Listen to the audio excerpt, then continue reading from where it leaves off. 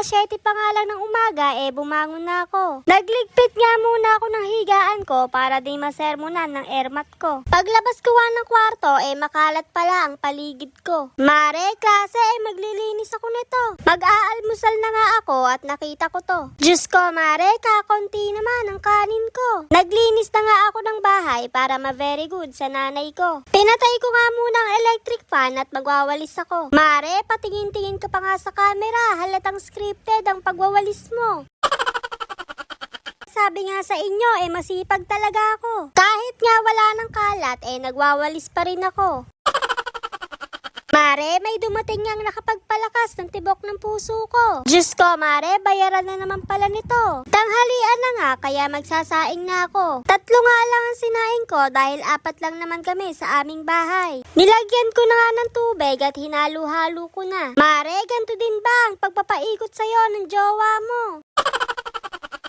Tinanggal ko na nga yung tubig dahil hinugasan ko lang naman. Eto na, Mare, nilagyan ko na talaga. 4 nga yung tubig ko dahil 3 yung sinaing ko. Tinakpan ko na nga para ito'y maluto na. Pagkasaing ko nga, sakto namang dating ng kapatid ko galing eskwelahan. Mare, ang ganda nga ng sinaing ko. Pwede na nga ako mag-asawa nito.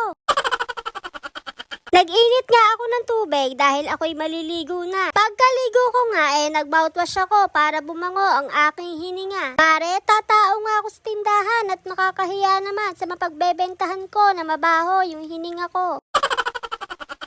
Mare, nag-ayos ka pa talaga, magbebenta ka lang naman. Dumating pala ang airmat ko at nakita ko nga nagwawalis ng bahay. Sabi ko nga sa kanya, nagwalis na ako kanina. Mare, wala atang tiwala sa walis ko at inulit pa talaga. Miyerkules nga ngayon kaya maglalaba siya. Mare, yun kasi ang araw ng laba niya. Ayaw nga niya nagpapalaundry at gusto niya sariling laba niya. Mare, ewan ko ba sa nanay ko pag napagod sa amin magagalit.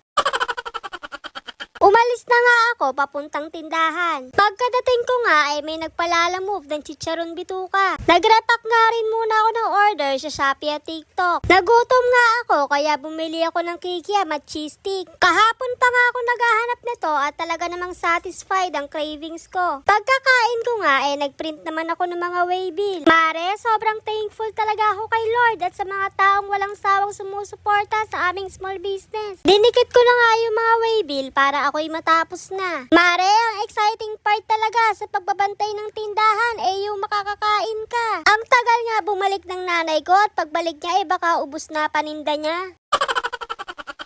Pauwi na nga ako at ako'y ginabi na. Mare, ang tagal naman kasi nila maglaba. Gutom na nga ako at sakto nga pag-uwi ko nakahanda ng aming hapunan. Mare, mga gutom na gutom at wala na nga salitaan. Nalulumbay nga ako dahil nasira ang charger ko. Mare, buti na lang may reserba ako dito. Iihi nga ako nakita ko tong malaking gagamba sa gilid ko. Mare, talaga namang umurong ang ihi ko. Bumalik na nga lang ako ng kwarto para makatulog na ako.